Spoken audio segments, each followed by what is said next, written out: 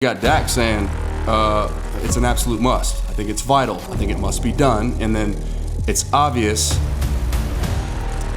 from Jerry to everybody down. They understand that. And one, the impact on this offense and the team, the great player that he is, we've got to find a way to keep him here. That's a long shot, a far cry away from, not my money, not my job to talk about another man's money.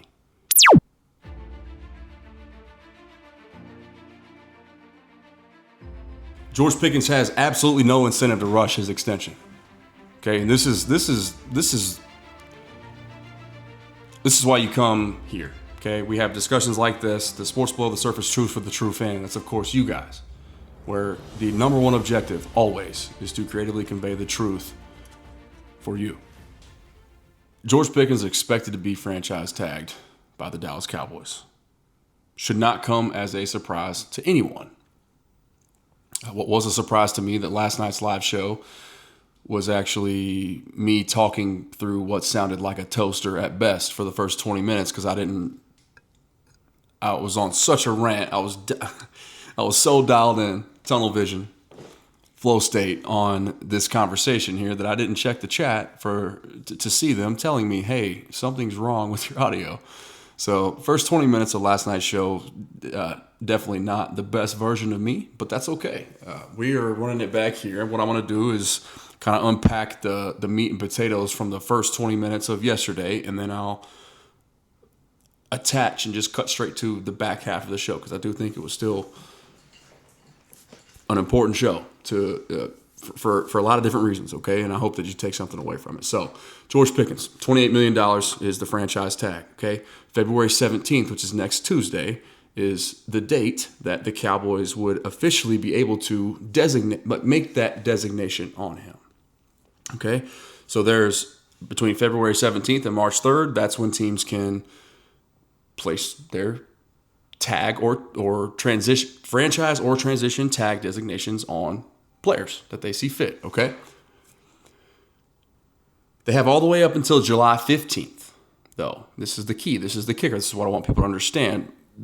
To come to an agreement on a long-term extension. Now, this is a three-sided affair. Remember, team, player, agent.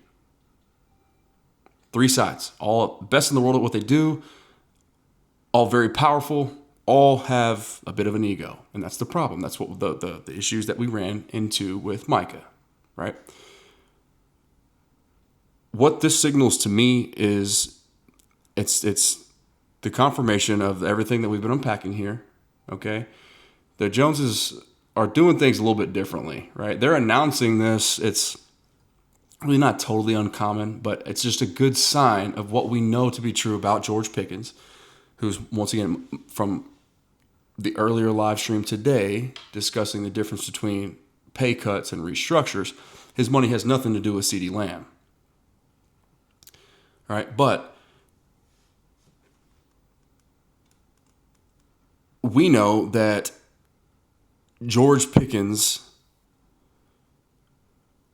was always going to be a Dallas Cowboy because we know that first of all, the way that they're talking about him, all right, Stephen Jones is being rather candid. He's also changed his tone, by the way. He doesn't sound the same. Catboy doesn't speak like Catboy anymore. More on that in a little bit after we, the rerun for this first part of this show here. Jerry is saying things like, I can't wait to have him here for a long time. All the evidence of Shotty's fingerprints changing their order of operations.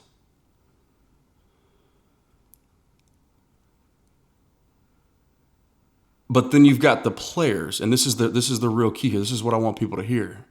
First and foremost, I do find it interesting when, like you'll hear all the time. It's not uncommon to hear it at all. Players will be asked about one of their teammates or somebody close to them, right, that has a looming contract extension or a difficult negotiation period is ahead, right? Their answer for any player that, let's just say, they're not necessarily fond of, their answer is always something to the tune of, I'm not at liberty.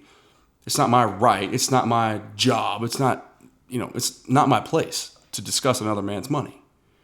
All right, but for George Pickens, the tune is a little different. Right? You got Dak Prescott saying things like, it's an absolute must to re-sign him and to make sure that he's taken care of here.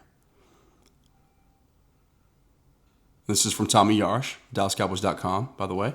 His discussion with Jerry Jones yesterday, that's also kind of a factor here, where Jerry said, once again, can't wait to have him here long term. Now you got Dak saying it's an absolute must, right? This is a far cry from players with player speak, the proverbial players speak, where they say, it's not my business to talk about somebody else's money. I'll let the business side happen on its own terms. Not my place.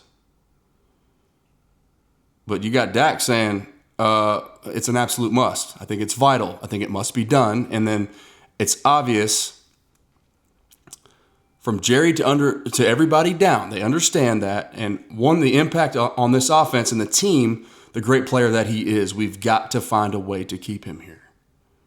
That's a long shot, a far cry away from, not my money, not my job to talk about another man's money. Move along. Next question, please. Okay? So, this is the exclusive rights tag. That means that nobody else, according to John Machota, that's what we're anticipating is happening. So they're a week early, right? February 17th. They don't have to make any designation, but they're forecasting. I think this is just, once again, this should signal to you, have no fear. Don't worry about George Pickens not being back or here long term. Okay, but let's just discuss, let's say they don't get a deal done by July 15th. They place the franchise tag on him beginning February 17th, okay? $28 million.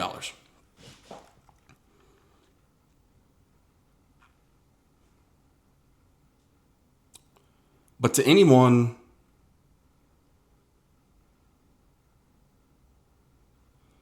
who thinks that there's no way that the Cowboys can pay George Pickens because they're already paying another player at that same position, elite money, they think that it's not possible because they worry too much about the salary cap that doesn't really matter in the present day. It is always real, right? But when we show what I'm getting ready to show you here in a minute, what we discussed in the back half of yesterday's show, overthecap.com, their restructure projections, the Cowboys are number 1 in the National Football League with $130 million in restructure options. Okay, so the money is really irrelevant. It's just a matter of, can we come to an agreement or not? But this is a 3-sided approach, okay? It takes more than 2 to tango here. A lot of egos, a lot of really powerful people, a lot of best in the world at what they do-ish angles to come at here. Okay? Because I was you. I am you. All right? I'm on behalf of you. 95,000 people across all platforms. We're making the push to 10,000 right here on YouTube. It'd be really difficult for 95,000 people to all be wrong. Okay? I'm really proud of the work that we have done here in the community that we have created. Okay, but there's no incentive for George Pickens to rush this decision whatsoever. I'm seeing people say, oh, well, they're about to tag him. Well, he's not in it for the right reasons if he won't agree to a deal. No. This has nothing to do with that. All right, this is standard operating procedure. George Pickens has been let known. The Cowboys themselves have made it known, we value this guy. We don't want anybody else to talk to him. That's the exclusive rights tag. They have exclusivity in the negotiation process between next Tuesday, February 17th, or I guess it's a week from Tuesday, and then all the way up until July 15th to come to an agreement on a long-term extension. This is a temporary placeholder. Nothing more, nothing less. So he can't negotiate with anybody else. Okay, that's what you have to know. All right? What you also have to know is it would behoove David Mulugeta and the percentage of this contract extension that he's getting ready to collect to wait this thing out a little bit.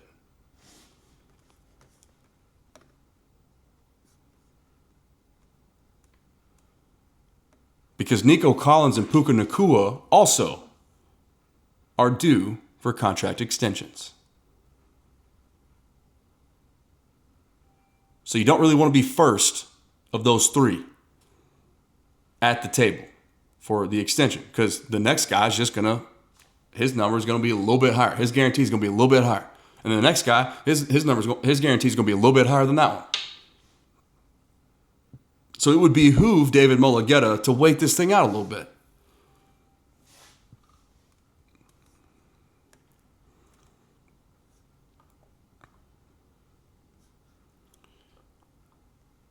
And yes, it is true that George Pickens and his team, David Mulugeta of Athletes First, could argue that George Pickens should be compensated equal to or greater than CeeDee Lamb. Since, he's an all-pro, right? The numbers speak for themselves. CeeDee was hurt a little bit. He's banged up. So that needs to be factored in. But they're going to be saying that. Hey, George Pickens was the number one this year. That's what the numbers say. And then, of course, my buddy here, Carl Anthony, one of my favorite follows, man, favorite members of this community. He's just so insightful, so deeply thought out. Everything that every interaction is positive and productive, but everything that he says is detailed and nuanced, and I respect it. This is in response to Ed Werder. Agreed, he says. This is Carl Anthony at Carl Anthony 31. Dallas, like a responsible front office, should then turn and argue that CeeDee Lamb had just come off a year of 1,700 yards and 12 touchdowns the year before, whenever he got his super deal, the 4-year 134 or whatever it was. I forget. So his body of work, though, up until that point was still substantially better because George Pickens didn't really have a quarterback throwing the football to him. We get into that discussion as well. Why he wants to be here, why it makes sense for him to be here, all these things. Okay? So CeeDee's body of work, it was over a more prolonged duration. That'll be sort of the Cowboys' counterpunch. When David Mulugeta starts to argue, hey, look at 2026 should speak for itself, right? You're paying CeeDee Lamb all this money, but teams fear George Pickens more, or he was more productive, or whatever he'll say. Cowboys can, they've got some leverage as well. And, let's be honest, the franchise tag itself is leverage for them. Nobody else can talk to George Pickens. So it's either $28 million or they come to an agreement. Either way, as predicted, he's not going anywhere. It's just a matter of how much is he playing for in 2026? And is it under the franchise tag? I strongly doubt it, but we'll see.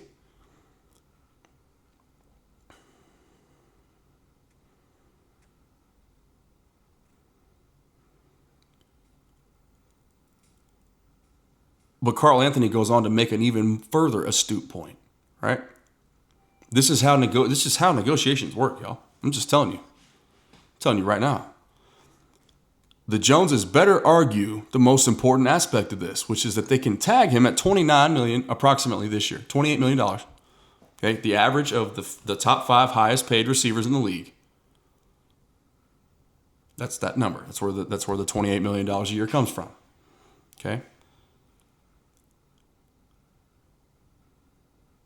But then next year's tag would be a 20% jump from that percentage from this year, which would be $35 million. And those two franchise tags at 28 and 35 million, and his math is 29. He put 29, but it's not quite 29. But we'll just go with his number. Okay? You average those two out together, and you got $32 million. So that would he's saying that would kind of be the starting point for the Cowboys' perspective. Like, here's the leverage that we have, the luxury that we're afforded with this franchise tag in our back pocket. Here's what he would play for under those two sets of circumstances. 32 APY, which is less than CD's, right? Which would technically discount inflation. You could argue without any other circumstance, George Pickens, after 2025, what we saw from him, inflation alone would say he's probably worth what CeeDee Lamb was worth 2 years ago. That would make sense. But point being, this is going to be some jousting. It's not going to be easy because there's three parties involved here. I just want to make sure that we're not blaming George Pickens, like scapegoating him somehow, saying, oh, he should just accept whatever they're offering. No. Or, the Cowboys have to posture themselves too. But they are doing this differently. Even this negotiation is different. How many times? Like, I don't know what else I have to do to get everybody to understand my perspective on this stuff. The evidence just continues to stack up. This is a temporary placeholder for what we know is inevitably true, because the Joneses, they started their 4-year win-it window back in 2024 when they were all in on Dak Prescott and CeeDee Lamb. Those were sort of their foundational pieces, committing money to their guys. Then selectively aggressive. Okay, Shotty, let's see what you got. We'll adhere to what we think we are learning, kind of on the fly here. Like, we'll be willing to go for it, right? We'll transcend our recent historical order of operations and overly coveting and valuing draft picks. We'll ship off premium draft capital not once but twice in the same calendar year if that's what Shotty thinks is best.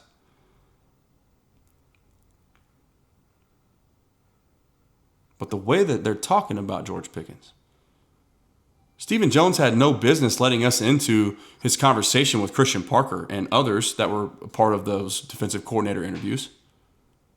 I'd venture to guess maybe Durante Jones and Jim Leonard were also amongst those that Stephen Jones suggested walked into that room and really pounded the table and overemphasized to them, hey, y'all know what you got in this guy, right? Just making sure y'all know, like, when 88 and 3 are out there on the field at the same time, y'all are a problem. Y'all give people fits because it's mathematics, it's numbers, it's addition and subtraction. You're gonna take away the aerial attack. You're gonna put a lid on it. Okay, we got power and pad level, 3 forklifts, Tyler Smith, Cooper Beebe, Tyler Booker coming downhill right at you.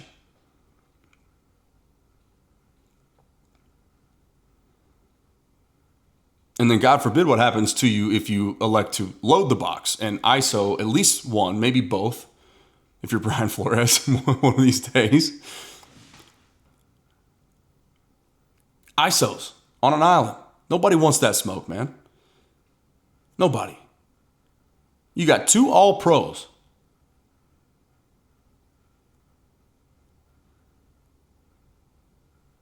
And an MVP caliber quarterback.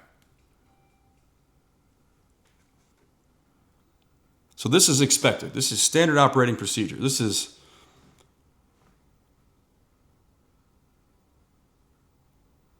Jerry Jones finally admitting yesterday with Nick Harris and Tommy Arish and a couple others, he's changing.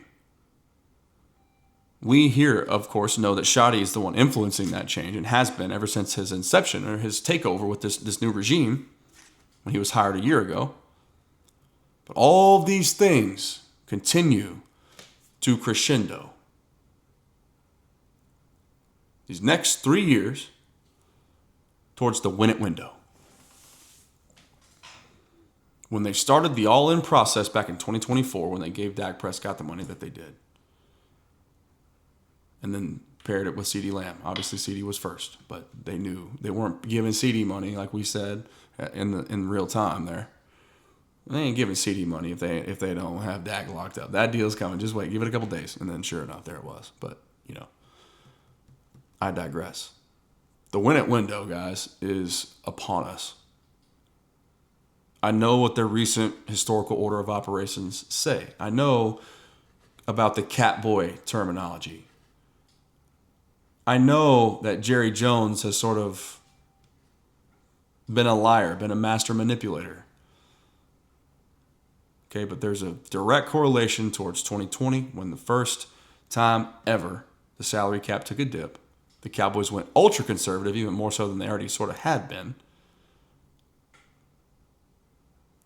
3 years of penny pinching to get their budget right, to line the numbers back up, and now they're in a position, okay, we've got those key pieces, and they understand what's coming next, which is the most important part of all this. It's why we know they're about to go crazy. The overthecap.com, where the Cowboys are number one with restructure potential. What we already unfolded and unpacked for you and predicted a month ago. 7 simple switches the Cowboys can flip. 3 restructures, 2 extensions, 2 cuts. 2 of those have already happened or have been confirmed that the second has been confirmed that it will happen. That's Kenny Clark getting an extension. Okay. The win it window. The Cowboys can create $130 million just with restructures alone, according to overthecap.com. And everything else that we've seen since Shoddy has taken the reins.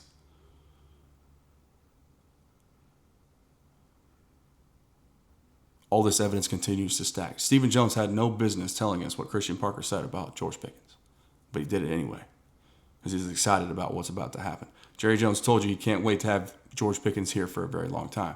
Dak Prescott and CeeDee Lamb are openly and willingly lobbying for the guy that they know makes their job and their life much, much, much easier. And not just saying the classic player speak of, and we don't want to talk about that guy's money. These guys seem to have every intention of talking about that man's money because they know how important he is. The Cowboys do too, as we talked about for weeks now here. Mike Fisher told us the football people in that building, aneurysm if George Pickens isn't retained. That's a direct quote, by the way. All right. This is, I apologize for the way that this is being posted. I don't apologize for this. This is just me sort of trying to make up for the first 20 minutes of our lost time yesterday. But thank you for those of you who stuck around, who still were patient enough with me to understand things happen. You know, it was a silly mistake, one that I'll learn from, and I won't let happen again. Hopefully. And one of these days I'll have a producer that will not allow that to happen either, alongside of a chat and a community that I respect so much, who sat there with me trying to get my attention for 20 minutes, man. Listen, look up at your chat. Shut up for 2 seconds and check on us. We're trying to tell you, you're talking through a toaster. Fix your audio. Genius. Anyway, hope you enjoy the rest of the show. Thank you guys for everything that you do. Make sure that you're subscribed. Continue helping us grow, man. The sports world, the surface truth for the true fan. I'm so fired up about what's to come. I'm so fired up about it. I'm so fired up about everything that we've done really in the last calendar year. You guys showed up for me. All right. Enjoy the rest of this discussion. I call it football and finance 101. Okay. Trying to make things really make sense for you as far as what the numbers mean and everything else that's pointing towards a really fun free agency that's right around the corner. All right. Let's go. My sister has a funny punchline she always defaults to. Man, Eleanor said, your audio was so bad, I almost forgot to like the video. Oh, no. She says, you win some, you lose most. He lost that one, didn't we? And for y'all, I want to continue and just finish, but for everyone else, I don't want them to have to endure that because y'all are the real ones that are in here with me live. So y'all obviously are willing to tolerate it, but most other people aren't, you know? Man, that's tough. Tough scene for the kid, huh? That's crazy, man. I'm sorry, y'all. I really am. I hate that. These technical difficulties are an inevitable part of this job. But I should never go 20 minutes without seeing what y'all are saying. That's crazy. I'm actually so long. Apparently you missed the worst of me in my. Okay. Yeah, no, I know I'm live because I'm interacting with y'all, so I can see that you're saying stuff. Now that I'm looking for it, I can see it. Here we go. Let's see. Mm.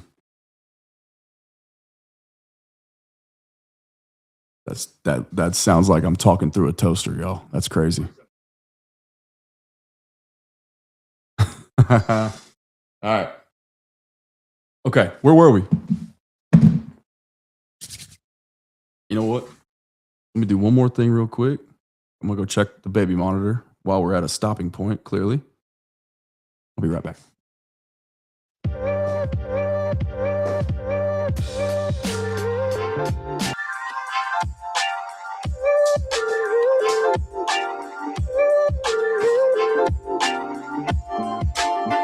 Okay. Go ahead and like the video for us if you haven't already, even though I don't deserve it. Yeah, so Salam, it would be the exclusive, meaning nobody else can negotiate with them. Cowboys have the exclusive rights to that. Okay. Let's remember how difficult that these negotiations can sometimes be with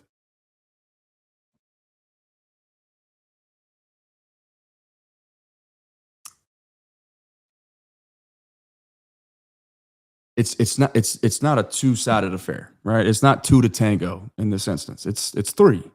It's three the best in the world at what they do, meaning player, coach, or excuse me, player, agent, and franchise. So George, David, and Cowboys, or Jerry, if you will. It's really Steven that's handling a lot of the numbers these days, but you get the point, okay? They're all three very powerful. They're all three very good at what they do, the best in the world, you could argue easily and have a strong case for all three. Not the Cowboys in the negotiation, but the brand. You know what I'm saying, all right? But they all have a little bit of an ego as well. And that's the kicker. That's why I remember where I was going, by the way, with that one, with the ego. The ego word brought me back to the Micah Parsons analogy I used earlier regarding why this is kind of a good thing, okay? Why it should be seen as such.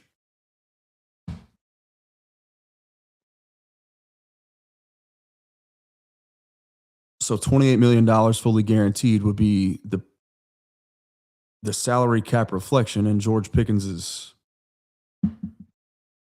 bank account reflection if they were not to come to an agreement for a long-term extension, okay? But just once again, here's Micah. I'm going to pull up Spotrac here. I'm just going to kind of refresh your memory one more time on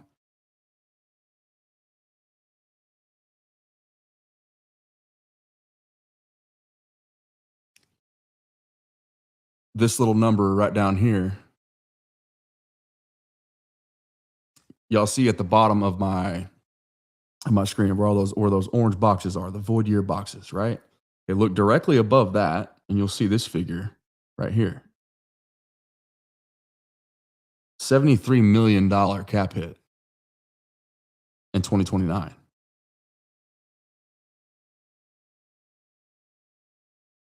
Okay.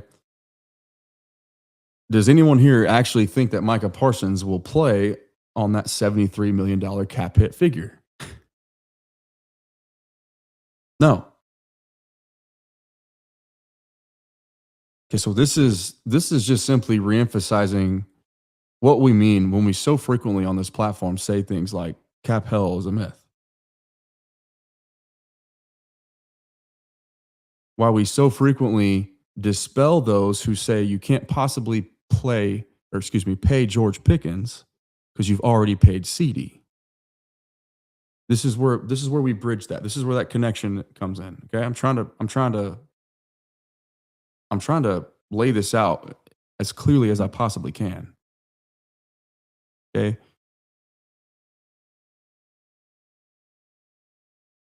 cap hell is a myth. You can go and get whoever you want and spend just about as much as you want. How do we know this? We can prove it. It's verifiable. Look at the Eagles situation, okay? The dead money that they have allocated into years beyond the one that they're currently in. Because of these 3 little orange boxes that you see on in Micah's case right here with the Packers, voided years. It's just a loophole to make the money work. This is all just, it's an accounting principle, guys. So this is why we never wavered with the understanding that George Pickens was going to be a Cowboy long term, because everybody in the building agrees. The people who are from outside the building, who are now as part of this coaching staff, are re-emphasizing, making sure everybody in those meeting rooms knew just how impossible it is to prepare for this offense when those 2 guys are on the field at the same time. You want to drop 8 all day and play in a too high zone shell? Okay. Power and pad level, downhill running game behind Tyler Booker, Cooper Beebe, and Tyler Smith. We're coming right at you. We have a numbers advantage and a physicality advantage, because you have to play at least nickel personnel to feel comfortable running with all those stallions out there. So your personnel's lighter. And that's why Jaden Blue is such a factor, because he brings he adds an increased coverage responsibility from the second level defenders. That's why the Cowboys want him to come along and to come of age, right? If he can understand and embody patience behind the line of scrimmage and not just sprint to a spot each time he touches the football, and also play with a little bit better pad level, he's going to be a contributor, as we saw at the end of the season. But he sort of changes that dynamic as well. This is all calculated stuff, by the way. Like, this isn't new. Shoddy had this vision last year. That's why they drafted him. It just takes time for rookies to become pros, true professionals. So that number right there should show you. Let me check the chat again. I see. I'll hold myself accountable now.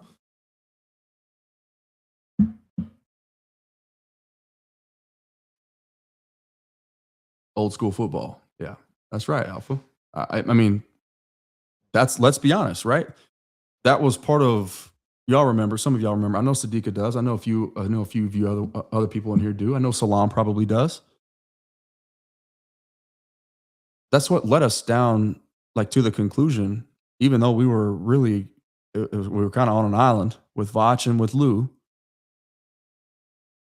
They better be looking at O-line here at 12 last year in 2025. That's a very realistic possibility, and they should, despite everybody. Y'all remember it was receiver or the world is ending.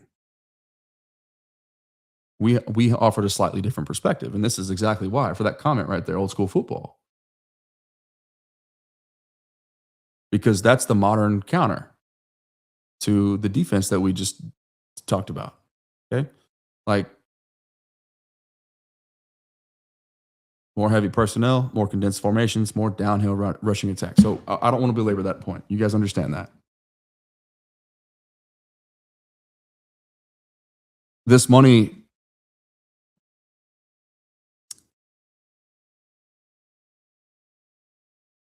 it's going to work, but it's not just because CeeDee Lamb is willing to take or to restructure it, his deal, right? Remember, that was kind of what we talked about on the earlier live. This is our second live show today, actually, discussing George Pickens. So I guess it's just National George Pickens Day. CD doesn't need CD doesn't determine whether his deal gets restructured or not. It's not up to him. Okay, so he has no bearing, no impact whatsoever on George Pickens, and vice versa, in a multitude of ways. One, in the way that a lot of people still, like, I understand the verbiage is confusing. I'm not blaming anyone who is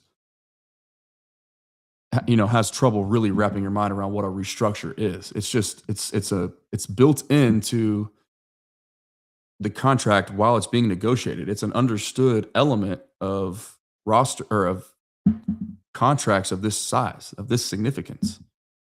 All right. Everybody from Athletes First or whoever, we looked up CD's agency earlier. It's not Athletes First, but everybody on CD's agency, CD himself, CD's agent, all the lawyers from both sides, Jerry Jones, Stephen Jones, and Brian Schottenheimer. Well, I guess Schotty wasn't the head coach when CD's extension occurred in 2024, but still, he was on staff. He understands now. This was built in. It's part of the structure. It's understood nowadays, right? It's the modern way of team building. Give yourself the freedom to deploy cap maneuverability if you so choose. But the player doesn't determine that. It doesn't change the player's money. His pockets, his bank account isn't altered.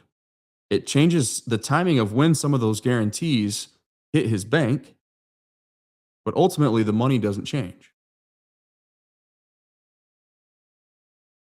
Okay, but we know we also have this. All right. And if you missed the show from earlier today, this is really where you gotta this ought to make your ears perk up a little bit or your eyes widen, your attention focus. This should make you if this just doesn't, I mean, what else can I do for you?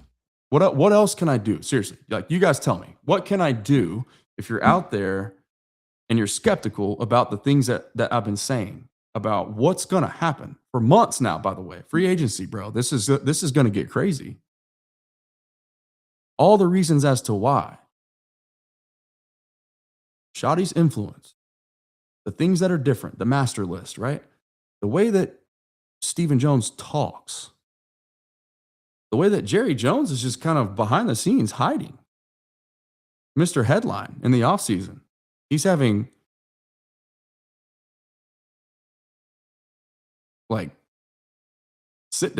subtle sit downs with only 4 members of Cowboys media behind closed doors. I guess they were at a restaurant or wherever they were, but it wasn't announced or scheduled or wasn't some big countdown. What else do I have to present to you to get you to understand, dang, they are really actually about to spend a butt ton of money to plug all the holes that they got before the draft gets here. Look at this number I'm about to show you.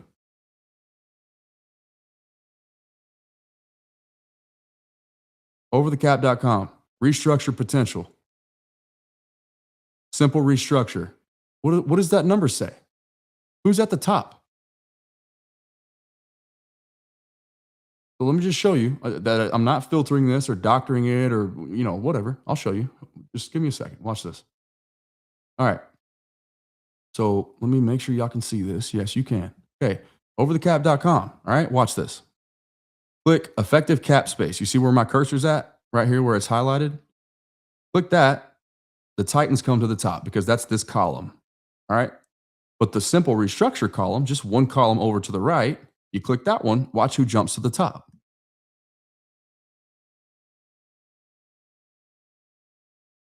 Oh my gosh. The Cowboys are $37 million in the red.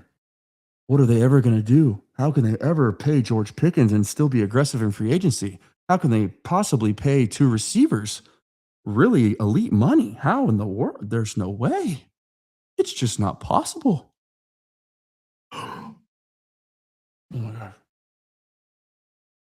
We're screwed. What are they going to do? They never spend anyway, but now they can't because they're minus 37 million in 2026.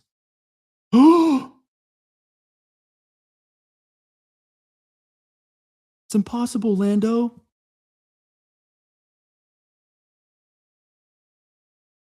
Second column. First of all, 2 months ago, or however long ago it was, The 7 simple switches the Cowboys can flip to print money and create $110 million. 3 extensions, 2 restructures, 2 cuts. But this right here, simple restructures. This is Dak Prescott's contract that they can flip the switch and restructure. It's one of the forecasted 3.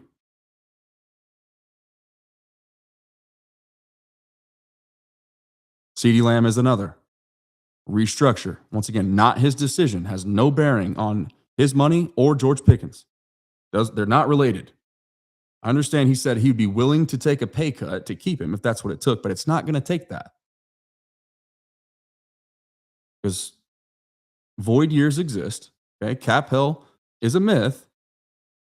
And 2030, right after the Cowboys win it window comes to a conclusion in 2029, that's what all this is about, the crescendo that's building.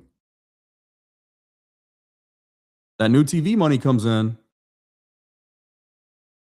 Brother, if you've got some key cogs, some key pieces, some central parts of team building figured out like the Cowboys do, at quarterback in particular, feel really good about the running game to complement the quarterback. Obviously, we know the gravity of the 2 playmakers out wide. Brother, that's settled. You can't waste that. You better go. You better go. If they were gonna, here's some more. Here's a different angle for you to consider.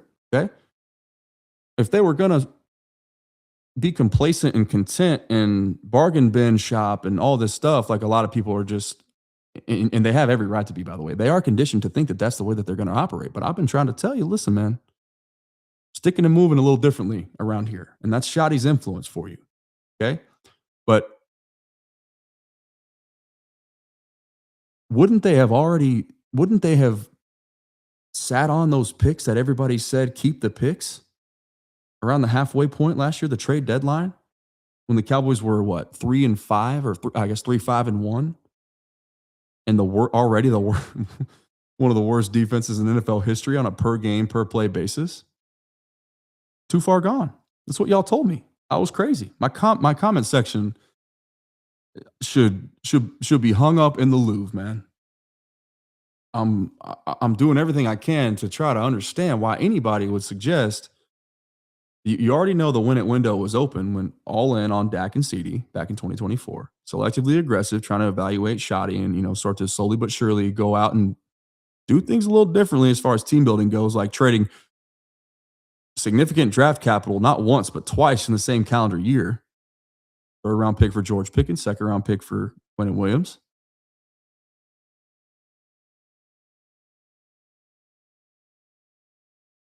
But wouldn't they have already been conservative? What was the point of going and getting Quentin? Why would they stop now? Those draft picks that y'all said you so desperately wanted to hold on to, you're depending on an inexact science.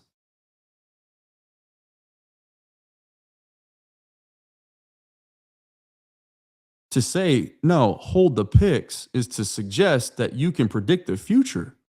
Or here's a thought, get inside the mind of the athlete, understand and appreciate, or understand and be able to truly evaluate how much they really love football. Do they love the game enough to do the film study, to ask questions, to stay late, to get there early, to go to bed on time, to eat right, all this stuff? Be a pro. Are they willing to be a pro? You don't know that because you can't really accurately measure that. Now, there are tools that are being developed, like the S2 cognition test, much, much different from the Wonderlic score. Don't get those two twisted. There are science is coming along, and they're finding ways to sort of to try and better understand these things. These intangible traits, the between the ears, that's really the most important trait that any athlete can possess. But hold the picks for what? To delay, to first of all, take a shot at something that's not guaranteed, okay? Quentin Williams, George Pickens, those are like guaranteed assets. You know what you're getting. Now, no, the world didn't know George Pickens as they see him today, but that's because the world didn't ever see George Pickens play with a real quarterback, or at least one like Dak Prescott is currently in his prime. You know, we knew that. We expected that because we said that. We broke the news till 2 a.m. in the morning with your guy Nick's when the news dropped that they were making the acquisition. And we sat here and told you, we speculated actually. It was speculative at the time. We said, George Pickens has this reputation for being unmanageable. He was miscast, right? As a misfit. I wrote an article about those two very words on athlonsports.com back at the time, right? Athlonsports.com. Miscast or misfit. He was miscast as a misfit in Pittsburgh. But we hypothesized here on this very channel the day that he was traded for. We can all go back and listen to it if we want. We don't need to do that. I'm just trying to help you understand. We had a pretty good idea of the talent. We just wanted to see that talent, what it would look like with competent quarterback play. When he's not in the NFC North, playing with freezing hands and behind or amidst an offense that's, 12 personnel, ground and pound ball control, your way to victory and to winning the NFC North or the AFC North. Wonder what it looks like when it's not Kenny Pickett, Justin Fields, Mason Rudolph, or way past prime Russell Wilson throwing to him. Oh, wait, so you mean, he's got MVP runner-up Dak Prescott alongside all-pro, like perennial all-pro receiver CeeDee Lamb? You kidding me?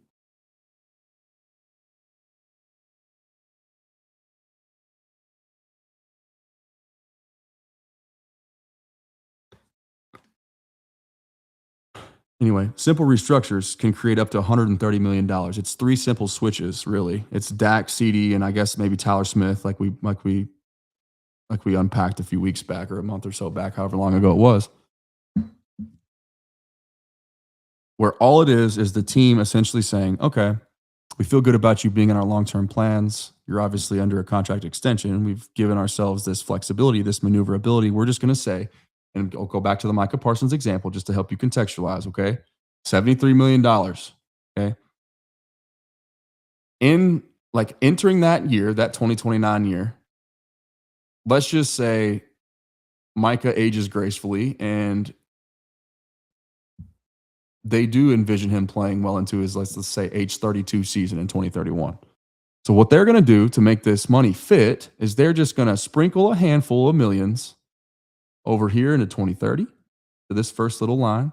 They're going to sprinkle another handful of millions from this 73 down here into 2031. And if they want to, they can keep on doing that. They can do it again here in 2032. And so all of a sudden, let's just say you take, say, $8 million 3 times and place it into future years, you're still going to have to be responsible for. But guess what? When you place $8 million of that $73 million cap figure in 2029, you take $8 million of it, you put it into 2030. Inflation, the value of the NFL dollar, the salary cap itself, its increase year over year right now, that's projected to hit anywhere between 22 and 30%.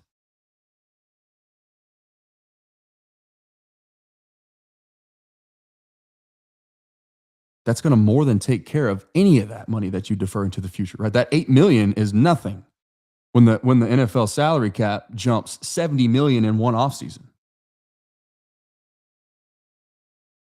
Remember, this year was an astronomical jump, and that was just a $22 million jump. So we're expecting it to be between $301 and $305 million. $279 last year. The 2030 jump with the new TV money with Netflix, Amazon, YouTube itself, NBC, Fox, ESPN, all those people out negotiating each other for the rights. I just realized you guys couldn't see that tab. Here it is again, the $73 million. Okay. Apologies once again.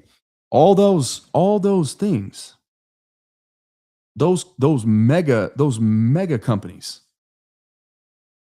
bidding, outbidding each other for the rights to broadcast NFL primetime games, especially to America and beyond.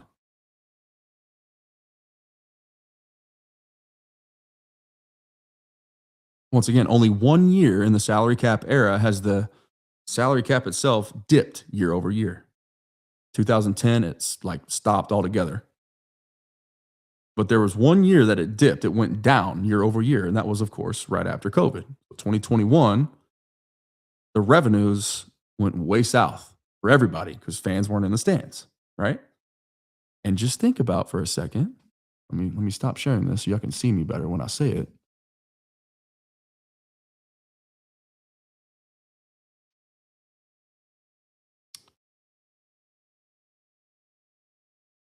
Do you think it's a coincidence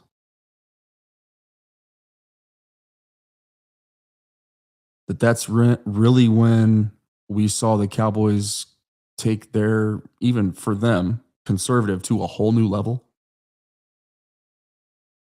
2021, 2022, 2023, right? Just before we heard all in 2024. You think, do the math there for a second. Think about the significance, the coincidence of that. You think it's a coincidence? They penny pinched for 3 years before they were truly willing to commit to Dak Prescott's 4-year win it window and then start this whole process? I don't.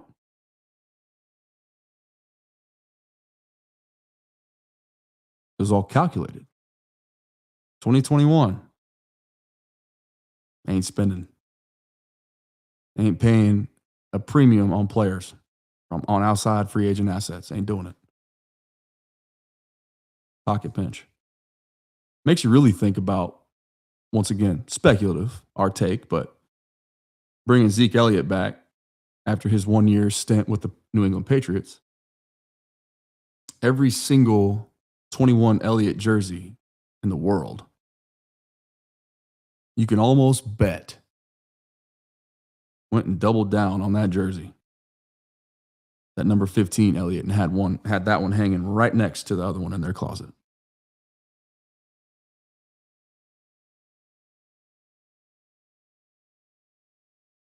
Food for thought on that one. But it's not a coincidence, y'all. And 3 years after the dip in salary cap, the league took a hit. Cowboys played it conservative for a couple years. No risky, no bisky. We didn't like it, but they took that conservative complacency, that country club Cowboys narrative, or that culture. They took it to a whole new level. Pie. Remember Catboy? That's when Catboy got his name. Right? Am I lying?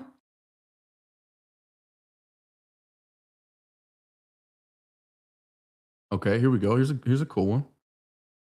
Adam says, I've been a Cowboys fan my whole life since 1988, and it feels like Jerry is moving like he did in 93 or 94. If the player's there to be had, he will go get them just like he did Charles Haley and Dion. So, yeah, there you go.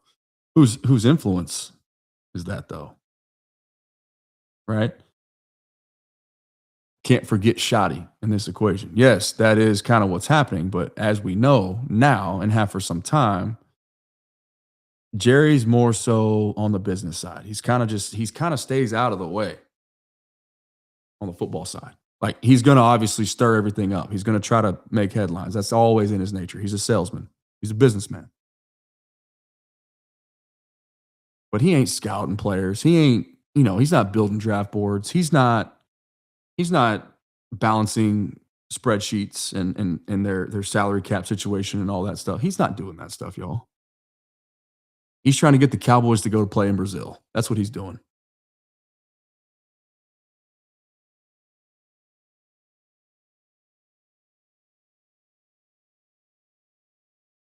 Yeah, so Sadiqa said, yeah, Vach and I were on the same page with O-line at 12 in 2025. And we had that same discussion regarding Quinnen Williams. At the time, we were actually breaking down. It was Quinnen, it was Jeffrey Simmons, and it was Max Crosby. The whole world saying, no, hold the picks, you're too far gone. You can't save 2025, but it wasn't about 2025. It was about 2026 through 2029, the win-it window.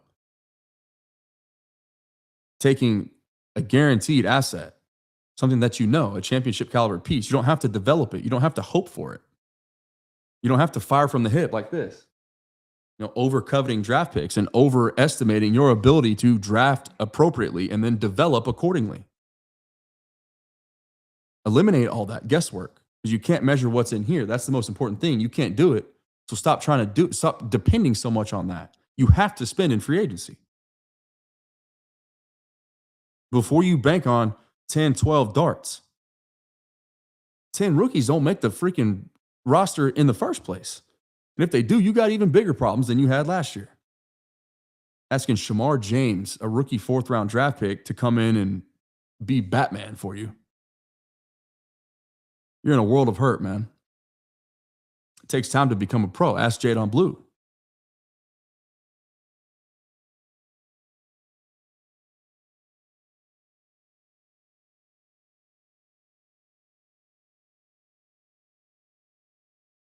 What else have I missed, guys? Let's try to wrap it up here. 11:11. It's good timing. Let's put a bow on it. Somebody help me out. Anything else I missed? Anything else that needs elaboration or clarification?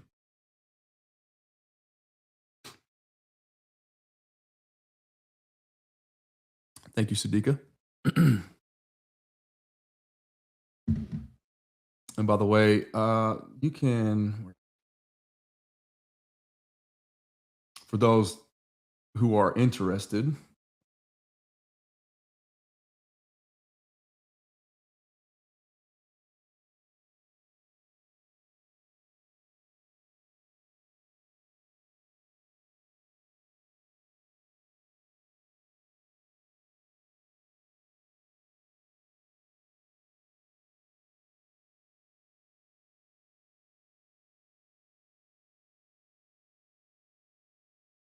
there's multiple ways to support this channel here. The cheapest, the easiest, the freest, and still the best way for you to do that is to make sure that you're subscribed. Just take a look down real quick, make sure that you got the button pressed. A lot of people forget. It's easy to do. Trust me, I know. And then obviously, assuming that you are one of the 95,000 across the sports below the surface truth for the true fan here, this platform, just hit the like button for me. That's it. That's all you got to do. Other means on the ticker below at the bottom of your screen, and you see in the top right-hand corner of your screen, justinboots.com. You can go there for any of your Western wear needs and get yourself 15% discount. 15. I realize I said that kind of weird. 15% discount just by using my code, The Lando Show. That's all in the description for you. But once again, making sure that you're subscribed and hitting the like button. That is the best, easiest, and the free way to do it. Worth every penny though, right?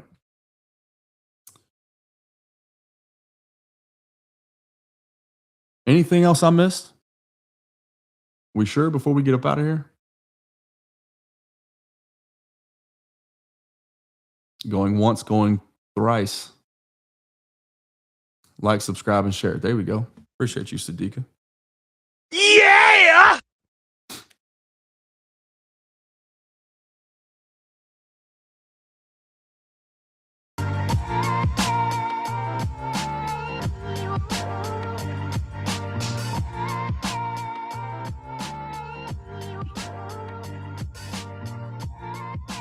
It's going to be a fun free agent period, man. Dive head first into free agency.